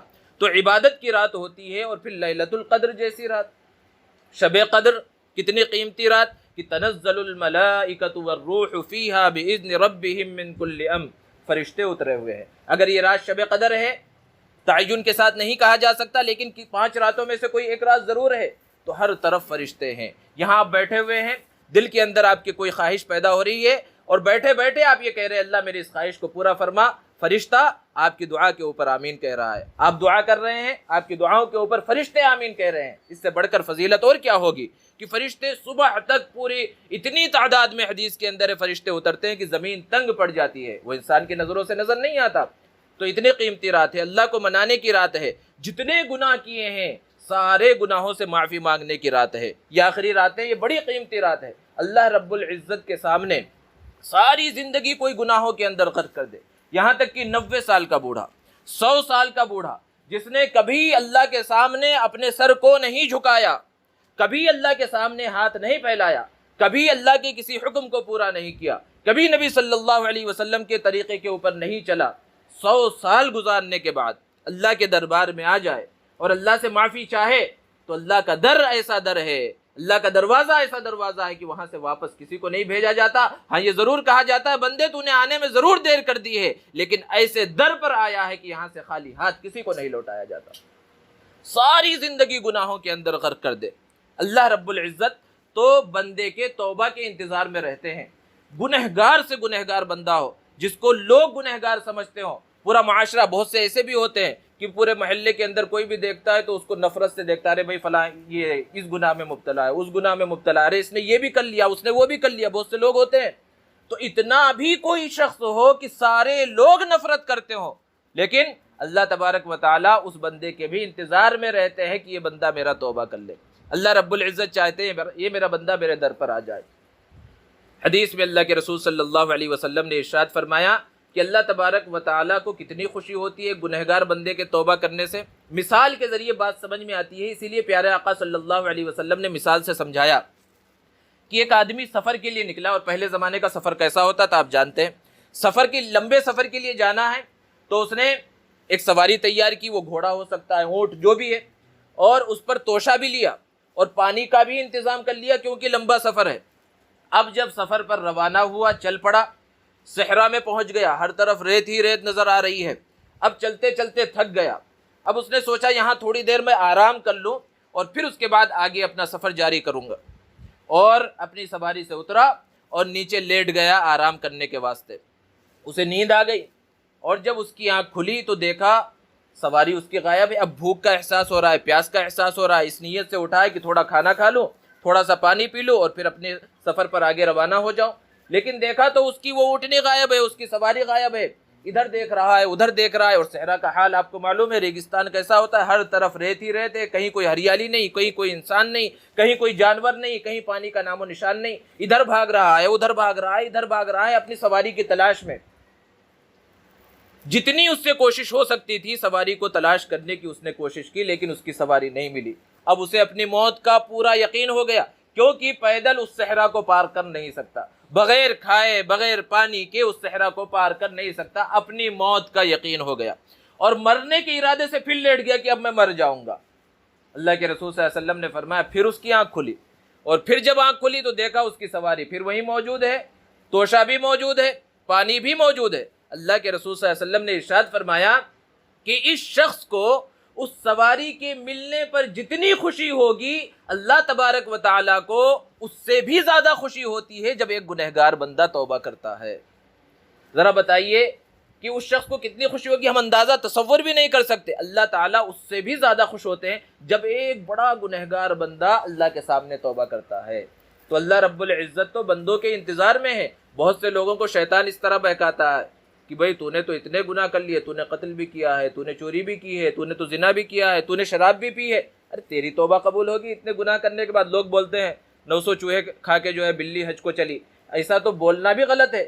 گویا کہ ہم یہ کہہ رہے ہیں کہ اتنا بڑا گناہ، یعنی بہت بڑا گناہ کر لیا، اب پھر حج کرنے کے واسطے جا رہا ہے تو پھر اس کا حج قبول نہیں ہوگا۔ اس محاورے سے ہم یہ سمجھانا چاہتے ہیں، لیکن یہ بات بھی غلط ہے۔ اللہ رب العزت کے سامنے بندہ کبھی بھی توبہ کر لے، کیسے کیسے گنہگاروں کو اللہ رب العزت نے معاف کیا ہے۔ بنی اسرائیل کے بہت سارے گنہگاروں کے واقعات نبی کریم صلی اللہ علیہ وسلم نے بیان فرمائے۔ اس شخص کا واقعہ آپ نے ضرور سنا ہوگا جس نے 99 قتل کر لیے تھے، 99 قتل کر لیے تھے، 99 قتل اس نے کیے، 99 لوگوں کو مارا۔ اب اس کے دل کے اندر توبہ کا داعیہ پیدا ہوا، یہ خیال پیدا ہوا کہ اللہ کے دربار میں ایک دن مجھے کھڑا ہونا ہے، کیا میں معاف کر دیا جاؤں گا؟ میں نے کیونکہ قتل بہت بڑا گناہ ہے، اتنے بڑے بڑے گناہ میں نے کر لیے ہیں۔ اس نے توبہ کا ارادہ کیا، اور معلوم کرنے کے واسطے کہ کسی عالم سے ملاقات کرو اور اس سے پوچھو کہ میری توبہ قبول ہو سکتی ہے یا نہیں ہو سکتی۔ ایک عالم ملا اس زمانے کا، اس سے پوچھا کہ بھائی میں نے اتنے گناہ کر لیے ہیں، 99 قتل کیے ہیں، میری توبہ قبول ہوگی؟ اب وہ جاہل عالم تھا جس کو کچھ بھی نہیں معلوم ہے، نہ اللہ کی رحمت معلوم ہے، نہ اللہ کا در کتنا وسیع ہے وہ معلوم ہے۔ اس نے کہا اتنے گناہ کر لیے، تیری کوئی توبہ نہیں۔ تو اس نے جو ہے اس کو بھی اڑا دیا اور اپنی سنچری مکمل کر لی، پورے 100 ہو گئے۔ پہلے تو 99 تھے، اب 100۔ لیکن ایک جو چنگاری اٹھی تھی دل کے اندر وہ باقی رہی، اور اسی توبہ کے ارادے سے وہ آگے بھی چلتا رہا، پھر چلا۔ پھر ایک اور عالم سے ملاقات ہوئی اور اس سے پوچھا کہ میں نے 100 قتل کیا اور ایک تو ابھی تازہ قتل کیا ہے، میری توبہ قبول ہو سکتی ہے؟ اس شخص نے کہا، اس کے علم تھا، اللہ کے بارے میں جانتا تھا، اللہ کی رحمت کے بارے میں جانتا تھا، اللہ کا در کتنا وسیع ہے، اللہ کی رحمت کتنی وسیع ہے اس کو جانتا تھا۔ اس نے کہا ضرور، کیوں نہیں، تیری توبہ ضرور قبول ہوگی، لیکن تو چونکہ برے لوگوں کی بستی میں رہتا تھا اور ادھر فلاں جگہ پر نیک لوگوں کی بستی ہے، تو ادھر چلے جا، وہاں نیک لوگ رہتے ہیں، ان کے ہاتھ پر جا کر توبہ کر لے، وہاں جا کر توبہ کر لے، تیری توبہ قبول ہو جائے گی۔ اب یہ شخص جس کے دل کے اندر ایک چنگاری اللہ سے مانگنے کی، معافی کی چنگاری پھوٹ چکی تھی، وہ روانہ ہوا نیک لوگوں کی بستی کی طرف، اور موت کا فرشتہ آ گیا اور اس کی روح کو اس نے قبض کر لیا، کیونکہ موت اذا جاء اجلهم لا يستأخرون ساعة ولا يستقدمون، کہ جب موت کا پیغام آ جائے ایک لمحہ نہ آگے نہ ایک لمحہ پیچھے۔ بڑے بڑے پلاننگ کرتا ہے انسان، بڑے بڑے منصوبے بنا کر رکھتا ہے، لیکن کیا جوان کیا بوڑھا کوئی نہیں کہہ سکتا کب موت کا پیغام آ جائے، کب موت کا فرشتہ ہمارے پاس آ جائے۔ موت کا پیغام آ گیا، فرشتہ آ گیا، اس کی روح قبض کر لی گئی۔ تو جب روح قبض ہوتی ہے تو جو نیک لوگوں کی روح ہوتی ہے اس کو لے جانے کے واسطے نیک فرشتے آتے ہیں جو جنت کی طرف لے کر جاتے ہیں، اعلیٰ علیین میں روح کو لے کر جاتے ہیں، اور برے لوگوں کی روح ہوتی ہے تو جہنم کے اسفل السافلین میں لے جانے کے واسطے فرشتے آتے ہیں، سجین کے فرشتے آتے ہیں۔ اب وہاں پر دونوں طرح کے فرشتے آ گئے، نیک فرشتے، نیک روحوں کو لے جانے والے فرشتے بھی آ گئے، بری روحوں کو لے جانے والے فرشتے بھی آ گئے، اور دونوں میں اختلاف ہونے لگا۔ اختلاف کیا؟ نیک لوگوں کی روحیں لے جانے والے فرشتے کہہ رہے ہیں ہم اس کو لے کر جائیں گے کیونکہ یہ توبہ کا ارادہ کر چکا تھا، اگرچہ توبہ نہیں کی ابھی لیکن توبہ کا ارادہ کر چکا ہے۔ اور جو برے روحوں کو لے جانے والے فرشتے وہ کہہ رہے ہیں کہ ہم اس کی روح کو لے کر جائیں گے کیونکہ اس نے اب تک توبہ نہیں کی، اب تک یہ برا ہی ہے، کیونکہ توبہ ہوئی نہیں لہذا یہ برا ہے، اس کی روح کو ہم لے کر جائیں گے۔ فیصلہ اللہ کی طرف سے ہوتا ہے کہ دونوں طرف کی زمین کو ناپا جائے، یہ کس طرف کے زیادہ قریب ہے، جہاں سے آ رہا تھا برے لوگوں کی بستی سے آ رہا تھا، بری جگہ سے آ رہا تھا، اگر وہاں سے قریب ہے تو بری روحوں کو لے جانے والے فرشتے اس کو لے کر جائیں، اور اگر جہاں جا رہا تھا نیک لوگوں کی بستی کی طرف جا رہا تھا اگر وہاں سے قریب ہے تو نیک روحوں کو لے جانے والے فرشتے اس کی روح کو لے کر جائیں۔ اور پھر زمین کو فرشتوں نے ناپا۔ اللہ کے رسول صلی اللہ علیہ وسلم نے ارشاد فرمایا کہ حقیقت میں وہ شخص ابھی جہاں سے آ رہا تھا ادھر ہی کے قریب تھا، اور جہاں جانا تھا نیک لوگوں کی بستی کی طرف اس سے دور تھا، لیکن ہر چیز اللہ کے حکم کے تابع ہے۔ اللہ رب العزت نے اس زمین کو حکم دیا تقربی، تو قریب ہو جا، اور اس زمین کو حکم دیا تباعدی، تو دور ہو جا، اور پھر جب فرشتوں نے ناپا تو وہ اس بستی کے قریب نکلا اور اس کی مغفرت فرما دی۔ تو اللہ رب العزت کی رحمت اتنی وسیع ہے، اللہ رب العزت کے سامنے کوئی بھی ہاتھ پھیلا لے اللہ رب العزت اسے معاف فرما دیتے ہیں۔ کیسے کیسے بڑے بڑے گنہگار، وحشی کا نام آپ نے سنا ہوگا، کون ہے وحشی؟ اللہ کے رسول صلی اللہ علیہ وسلم کے چچا حضرت حمزہ رضی اللہ تعالی عنہ کا قاتل ہے۔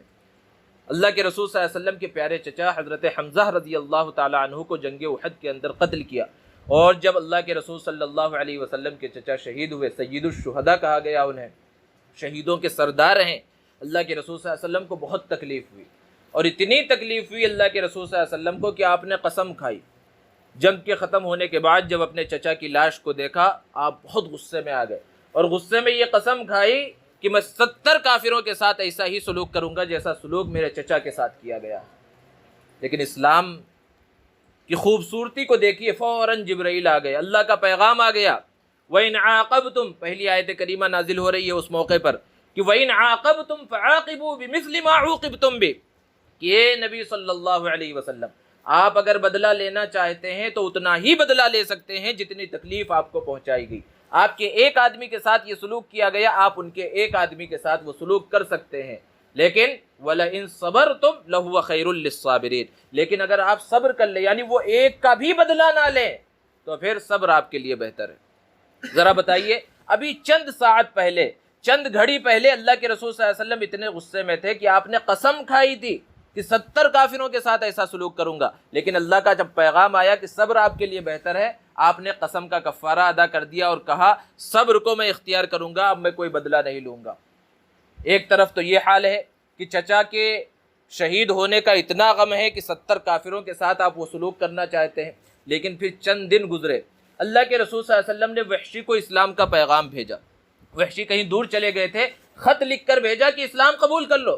ذرا بتائیے اللہ رب العزت بڑے بڑے گنہگاروں کے نخرے کیسے اٹھاتا ہے۔ وحشی جتنا بڑا گنہگار کہ اللہ کے رسول صلی اللہ علیہ وسلم کو تکلیف پہنچائی، اور اللہ کو کتنا محبوب ہیں اللہ کے رسول صلی اللہ علیہ وسلم، لیکن اللہ کے رسول صلی اللہ علیہ وسلم نے انہیں اسلام کا پیغام دیا خط کے ذریعے۔ اب وحشی کے ناز و نخرے دیکھیے، وحشی نے جواب میں خط لکھا اللہ کے رسول صلی اللہ علیہ وسلم کو کہ آپ مجھے اسلام کی دعوت دے رہے ہیں، حالانکہ میں نے قرآن مجید میں پڑھا، اس سے یہ سمجھ میں آتا ہے کہ اس زمانے کے جو کافر اور مشرک تھے وہ بھی قرآن پڑھتے تھے، کہ قرآن مجید کے اندر، آپ کے قرآن مجید کے اندر یہ بات آئی ہے کہ جس نے قتل کیا، زنا کیا اور شرک کیا، یلیق اثاما یضاعف له العذاب، وہ بہت بڑا گنہگار ہے اور اس کے گناہ کو، اس کے عذاب کو کئی گنا بڑھا دیا جائے گا، اور میں ان سب گناہوں کے اندر مبتلا ہوں، اور قتل تو ایسی عظیم ہستی کا کیا ہے جو آپ کے محبوب تھے، آپ کے چچا تھے، پھر میری مغفرت کیسی ہوگی؟ آپ کس طرح مجھے اسلام کی دعوت دے رہے ہیں؟ ذرا بتائیے، ایک آیت تو پہلے نازل ہو چکی تھی وحشی کے بارے میں، اب دوسری آیت نازل ہو رہی ہے وحشی کے بارے میں. کیا آیت نازل ہوئی؟ الا من تاب وآمن وعمل عملا صالحا، کہ ہاں یہ بہت بڑے بڑے گناہ ہیں، قتل، زنا، شرک، کفر، یہ بہت بڑے بڑے گناہ ہیں، ان کی معافی نہیں، لیکن جو توبہ کر لے، جو توبہ کر لے اور ایمان لے کر آ جائے. پہلی شرط ہے توبہ، دوسری شرط ہے ایمان، پھر وعمل عملا صالحا، تیسری شرط ہے پھر اچھے اعمال کرتا رہے، تو اللہ اس کے گناہوں کو معاف کر دے گا، گناہوں کو نیکیوں سے بدل دے گا. یہ آیت اللہ کے رسول صلی اللہ علیہ وسلم پر نازل ہوئی. اس آیت کریمہ کو آپ نے وحشی کے پاس بھیج دیا کہ وحشی کو بتلا دو کہ تمہارے توبہ کا راستہ کھل چکا ہے، کہ اگرچہ تم سے گناہ ہوئے اور قتل بہت بڑی عظیم ہستی کا ہوا ہے، لیکن اللہ نے تمہاری توبہ کے لیے بھی شرائط نازل کر دی ہیں، تم مسلمان ہو سکتے ہو. جب وحشی نے پڑھا تو ہونا تو کیا چاہیے تھا؟ دوڑتے ہوئے آتے اور اسلام قبول کر لیتے، لیکن انہوں نے کہا، جوابی خط لکھا پھر اللہ کے رسول صلی اللہ علیہ وسلم کو. یہ اللہ رب العزت کی رحمت کو بتلانا مقصود ہے. مفسرین نے واقعات کو بیان کیا کہ اللہ رب العزت گنہگار بندوں کے ناز نخرے اٹھاتے ہیں، گنہگار بندوں کا بھی خیال رکھتے ہیں، اور کیسے بڑے بڑے گنہگاروں کا. وحشی نے ایک جوابی خط لکھا کہ اس کے اندر ایک شرط ہے من تابا، جو توبہ کر لے، میں توبہ کرنے کے لیے تیار ہوں. دوسری شرط ہے وآمن، ایمان قبول کر لے، میں ایمان قبول کرنے کے لیے تیار ہوں. لیکن اس میں ایک تیسری شرط بھی ہے وَعَمِلَ عَمَلًا صَالِحًا، کہ نیک اعمال بھی کرتا رہے. ہو سکتا ہے میں نیک اعمال نہ کر سکوں تو پھر میری بخشش کیسے ہوگی؟ ذرا بتائیے. اللہ کے رسول صلی اللہ علیہ وسلم کے پاس جب یہ خط پہنچا تو پھر ایک اور آیت کریمہ نازل ہوئی. وہ آیت کریمہ جس کو اس بیان کے آغاز میں خطبے میں اس کو پڑھا گیا تھا. اللہ رب العزت نے فرمایا، آیت کریمہ نازل ہوئی، یا عبادی الذین اسرفوا علی انفسہم، اے میرے وہ بندو جنہوں نے اپنی جان پر بہت ظلم کر لیا، یعنی بہت گناہ کر لیے، بہت گناہ کر لیے ہیں. لا تقنطوا من رحمت اللہ، اللہ کی رحمت سے نا امید مت ہو، اللہ کی رحمت سے مایوس مت ہو. ان اللہ یغفر الذنوب جمیعا، بے شک اللہ تمہارے سارے گناہوں کو معاف کر دے گا. انہ هو الغفور الرحیم، وہ بڑا معاف کرنے والا، بڑا رحم کرنے والا ہے. دوستو، جب یہ آیت کریمہ نازل ہوئی، اللہ کے رسول صلی اللہ علیہ وسلم کو اتنی خوشی ہوئی، آپ نے فرمایا کہ اگر اس آیت کے بدلے میں مجھے پورے جہان کی دولت دی جائے تب بھی میں اس کو قبول نہ کروں، اس کو ٹھکرا دوں. جب یہ آیت نازل ہوئی تو صحابہ نے پوچھا کہ اللہ کے رسول کہ کیا یہ وحشی کے واسطے خاص ہے یا تمام مسلمانوں کے لیے عام ہے؟ آپ صلی اللہ علیہ وسلم نے ارشاد فرمایا کہ نازل تو ہوئی ہے وحشی کے واسطے، لیکن بل للمؤمنین عامہ، تمام مسلمانوں کے واسطے عام ہے. آپ صلی اللہ علیہ وسلم نے اب یہ آیت وحشی کے پاس بھجوائی. وہاں پر کوئی شرط نہیں، یہاں پر شرط صرف یہ تھی، یا عبادی الذین اسرفوا علی انفسہم لا تقنطوا من رحمت اللہ، تم اللہ کی رحمت سے نا امید مت ہو. ان اللہ یغفر الذنوب جمیعا، اللہ تمہارے سارے گناہوں کو معاف کر دے گا، جس کو حدیث میں بیان کیا گیا کہ سمندر کے جھاگ کے برابر، ریت کے ذرات کے برابر بھی اگر تمہارے گناہ ہو، اللہ رب العزت اس کو معاف کر دے گا. جب یہ آیت وحشی کے پاس پہنچی، آئے اور اسلام قبول کر لیا. ذرا بتائیے کتنا بڑا گنہگار، اللہ کے رسول صلی اللہ علیہ وسلم کے چچا کا قاتل، لیکن اللہ تعالیٰ اس کے ایمان کے لیے چار آیتوں کو نازل کر رہا ہے. اس سے بتائیے اللہ کا رحم، اللہ کی رحمت کتنی وسیع ہے. اس کو بیان کرنے کا مقصد یہ ہے کہ ہم نے کتنے بھی گناہ کر لیے، اور کون سا انسان ہے جو یہ کہہ سکے کہ میں نے گناہ نہیں کیا. اللہ کے رسول صلی اللہ علیہ وسلم نے ارشاد فرمایا ہر انسان گنہگار ہے، لیکن وخیر الخطائین التوابون، بہترین گنہگار وہ ہیں جو توبہ کر دیں. انسان سے گناہ ہو جائے، اللہ رب العزت سے معافی تلافی کر لے، اللہ رب العزت سے معافی مانگ لے، اللہ رب العزت اس کے گناہوں کو معاف کر دیتے. اور اگر توبہ کے بغیر آدمی چلا جائے، توبہ نہ کرے، اللہ سے معافی نہ مانگے، تو پھر بہت مشکل حالات آنے والے ہیں. کیونکہ ہر چیز اللہ تعالیٰ جانتے ہیں. کوئی جگہ ایسی نہیں، انسان جو ہے گناہ کرتا ہے کبھی اپنے والد سے چھپ کر، کہ گھر والوں کو معلوم نہ ہو جائے، والدہ کو معلوم نہ ہو جائے، بھائیوں کو معلوم نہ ہو جائے، ارے دوستوں کو معلوم نہ ہو جائے. بہت سے گناہ ہیں، تنہائی کے گناہ ہیں، وہ سب چھپ کر کرتا ہے، لیکن اللہ سے چھپ سکتا ہے؟ کوئی ایسی جگہ چلا جائے انسان جہاں اللہ نہ دیکھ رہا ہو، ایسی کوئی جگہ نہیں ہے. تو اللہ رب العزت تو دیکھ رہے، اللہ کو سب معلوم ہے، لیکن اس کے باوجود اللہ تبارک و تعالیٰ چونکہ اس دنیا کی نظام کو اللہ نے اسباب پر رکھا ہے، اللہ تبارک و تعالیٰ 4 گواہ متعین فرماتے ہیں ہر گناہ کی. جس طرح نیکیوں کے گواہ ہیں، اسی طرح ہم کوئی سا بھی گناہ کریں، چھوٹا گناہ بڑا گناہ، ہر گناہ کے 4 گواہ تیار ہو رہے ہیں جو قیامت کے دن گواہی دیں گے کہ اس شخص نے یہ گناہ کیا تھا. سب سے پہلا گواہ یہ زمین ہے. جس زمین پر، جس جگہ پر بھی ہم نے گناہ کیا، وہ زمین گواہی دے گی. وہ زمین اللہ رب العزت کے سامنے گواہی دے گی کہ فلاں بندے نے اس سرزمین پر یہ گناہ کیا تھا. یومئذ تحدث اخبارها، جس دن یہ زمین اپنی خبروں کو بتلائے گی. تو یہ زمین پہلا گواہ ہے. دوسرا گواہ ہمارے نامہ اعمال ہیں. نامہ اعمال میں ہر انسان کے ساتھ فرشتے لگے ہوئے ہیں، ایک نیکی لکھنے والا فرشتہ اور ایک برائی لکھنے والا فرشتہ. تو وہ نامہ اعمال میں گناہ فوراً لکھا جا رہا ہے، تو نامہ اعمال دوسرا گواہ ہے. اور تیسرا گواہ خود وہ فرشتہ ہے جو گناہوں کو لکھ رہا ہے، یہ تیسرا گواہ. اور چوتھا گواہ خود ہمارے اعضاء، جس عضو سے گناہ کیا وہ گواہی دیں گے. قرآن مجید میں اللہ نے بیان فرمایا الیوم نختم علی افواہہم، قیامت کے دن اس زبان، جو زبان بولتی ہے، ٹر کرتی ہے، بولتے رہتی ہے، اس پر تالا لگ جائے گا، اس پر ہم مہر لگا دیں گے. وتکلمنا ایدیہم، ان کے ہاتھ بات کریں گے. وتشہد ارجلہم، ان کے پاؤں گواہی دیں گے، ہاتھ سے کیا گناہ کیے تھے، اس پاؤں سے کس گناہ کی طرف گیا تھا. تو یہ 4 گواہ ہر انسان کے ساتھ موجود ہے. ہر گناہ کی یہ 4 گواہ گواہی دیں گے. اب یہ سوال پیدا ہوتا ہے کہ کیا ہم نے جب گناہ کر لیے اور 4 گواہ بھی تیار ہو گئے ہر گناہ کے، چاہے دنیا کی آنکھ سے چھپ کر ہم نے کیے ہوں، تو کیا ان گناہوں کے جو گواہ ہیں، ایسا ہو سکتا ہے کہ قیامت کے دن یہ گواہی نہ دیں؟ ہو سکتا ہے. اور وہ طریقہ ہے توبہ کا، کہ اگر ہم توبہ کر لیں تو پھر یہ جو 4 گواہ تیار ہو رہے ہیں یہ ہمارے گناہوں کی گواہی نہیں دیں گے. لیکن توبہ بھی اس کی شرائط کے ساتھ ہو. توبہ کہتے کسے ہیں؟ اللہ کو منا لینا، اپنی گناہوں سے، اپنی خطاؤں سے اللہ کے سامنے معافی مانگ لینا سچے پکے دل کے ساتھ. سب سے پہلے تو جس گناہ کے اندر مبتلا ہے اس گناہ کو چھوڑنے کا پختہ ارادہ اور آئندہ نہ کرنے کا پختہ عزم، اس نیت سے توبہ کرنا. یہ اگر اس نیت سے توبہ ہوگی تو وہ توبہ قبول ہوگی. اور اگر یہ سوچ کر توبہ کریں کہ ابھی توبہ کر لیتے ہیں پھر گناہ کریں گے پھر توبہ کر لیں گے، تو ایسی توبہ قبول نہیں ہے. ہاں کبھی کبھی ایسا ہوتا ہے، ان لوگوں کے ذہنوں میں خیال آتا ہے اور شیطان ایسے خیال ڈالتا ہے کہ بھئی تجھے توبہ کر کے کیا فائدہ، تیری توبہ تو ٹوٹ ہی جاتی ہے، تو نے غیر رمضان میں بھی جو ہے توبہ کیا تھا، پھر اس کے بعد گناہوں میں مبتلا ہو گیا، پھر اب توبہ کر کے کیا فائدہ. حالانکہ جب اس نے توبہ کیا تھا گزشتہ رمضان میں سچے پکے دل کے ساتھ توبہ کیا، لیکن نفس شیطان لگا ہوا ہے، پھر بہکا دیا، پھر گناہ ہو گیا، تو آگے پھر گناہ ہو جائے گا یہ سوچ کر توبہ ہی نہ کرنا، یہ بہت بڑی غلطی ہے. ہم بیمار ہوتے ہیں، بخار آ جاتا ہے، تو کیا یہ سوچ کر ڈاکٹر کے پاس نہیں جاتے کہ پھر اس کے بعد تھوڑے دن کے بعد تو پھر بیماری آ جائے گی، پھر ٹھنڈی کا موسم آئے گا پھر بیماری آ جائے گی، پھر بخار آ جائے گا، تو کیا یہ سوچ کر ہم جو ہے ڈاکٹر کے پاس جانا چھوڑ دیتے ہیں؟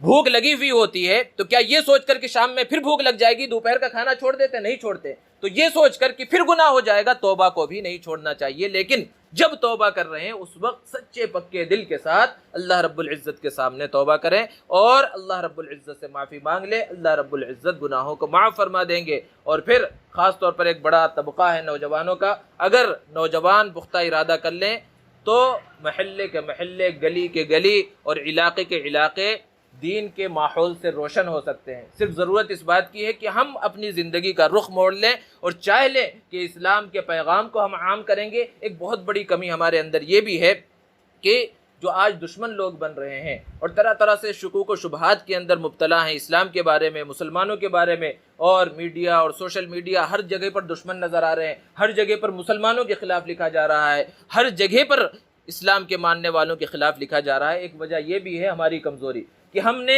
اسلام کا جو کردار تھا، جو اخلاق تھا، جو پیغام تھا وہ غیروں تک نہیں پہنچایا. ہمارے خود کردار خراب ہے، ہمارے اخلاق خراب ہے، ہماری تجارت صحیح نہیں ہے، ہمارا لین دین صحیح نہیں ہے، ہم صحیح انداز میں لوگوں سے معاملات نہیں کرتے. اس وجہ سے لوگ یہ سمجھتے ہیں کہ مسلمان تو ایسے ہی ہوتا ہے. مسلمان ایسا نہیں ہوتا. اگر وہ اسلام کو، جو لوگ مسلمان ہو رہے ہیں مسلمانوں کو دیکھ کر مسلمان نہیں ہو رہے، وہ اسلام کو پڑھ کر مسلمان ہو رہے ہیں. ہونا تو یہ چاہیے. ابتدا میں جب ہندوستان کے اندر اسلام پھیلا تو کوئی کتابیں نہیں آئی تھی، لوگ آئے تھے، انہوں نے اپنے اخلاق اور کردار سے متاثر کیا تھا اور علاقے کے علاقے اور ملک کے ملک اور پورے خطے کے خطے مسلمان ہوئے تھے. کیوں؟ انہوں نے اپنے اخلاق اور اپنے کردار سے لوگوں کو متاثر کیا تھا. تو ضرورت اس بات کی ہے کہ ہم اسلامی اخلاق اور کردار کو اپنا لیں. تجارت میں ہو، ملازمت میں ہو، ہر جگہ پر وہ اسلامی اخلاق، اسلامی کردار اور غیروں کے دلوں کے اندر جو شکوک و شبہات ہیں، ہر انسان کی ذمہ داری یہ اسلام کا دفاع اور نبی کریم صلی اللہ علیہ وسلم کا دفاع اور اسلام کی اشاعت یہ کسی عالم کی، کسی مفتی کی اور کسی فلاں شخص کی ذمہ داری نہیں ہے. ہر مسلمان کی اپنی حیثیت کے اعتبار سے ذمہ داری ہے. ہر شخص جب یہ سوچ لے کہ میں اس ذمہ داری کو پورا کروں گا تو پھر اسلام کے خلاف اور مسلمانوں کے خلاف جو فضا ہے اللہ رب العزت چاہے گا تو یہ فضا ختم ہو جائے گی اور امن و امان کا ماحول ہوگا، مسلمانوں کو عزت عطا ہوگی اور اسلام کا بول بالا ہوگا. اللہ رب العزت سے دعا ہے اللہ تبارک و تعالی ہم سب کو صحیح انداز میں عمل کرنے کی توفیق عطا فرمائیں. وآخر دعوانا ان الحمد للہ رب العالمین.